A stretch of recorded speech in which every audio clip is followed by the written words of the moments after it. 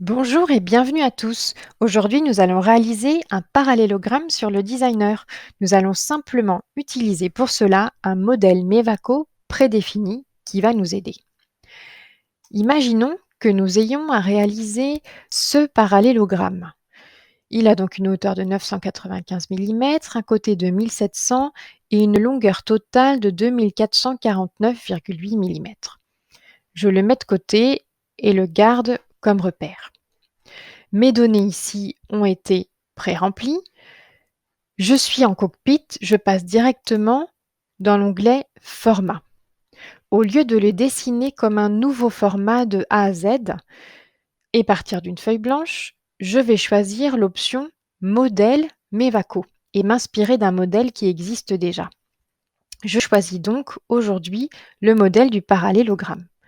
En cliquant sur ce modèle, un parallélogramme, un schéma de parallélogramme apparaît avec des données qui sont déjà pré-remplies. J'inscris donc les données qui correspondent à mon schéma. 995, 749,8, une longueur de côté de 1700.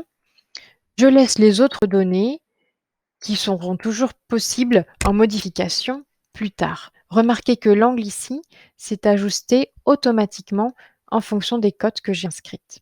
Je clique sur Dessiner pour valider les dimensions que j'ai indiquées.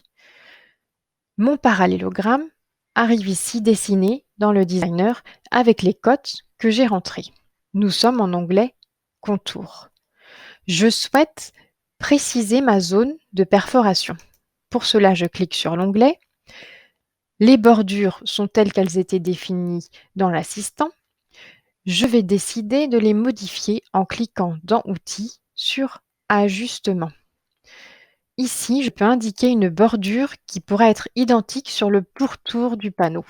Je rentre 20 mm, je clique sur le chevron.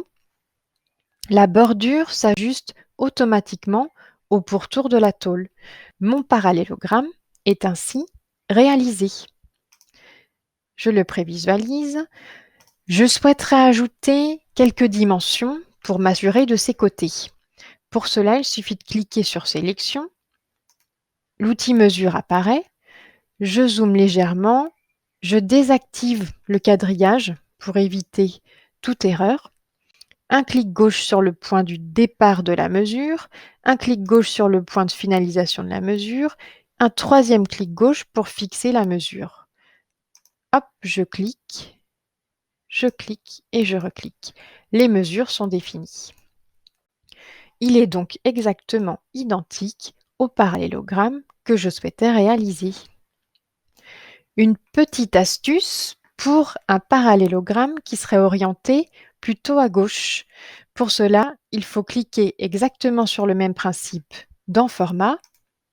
Vous choisissez le même modèle, la même matrice de parallélogramme, mais il faudra indiquer un moins devant cette cote pour que l'angle puisse s'orienter vers la gauche. L'angle s'ajuste automatiquement en rouge également. En cliquant sur Dessiner, mon parallélogramme apparaît orienté à gauche. Et voilà, à vous de jouer!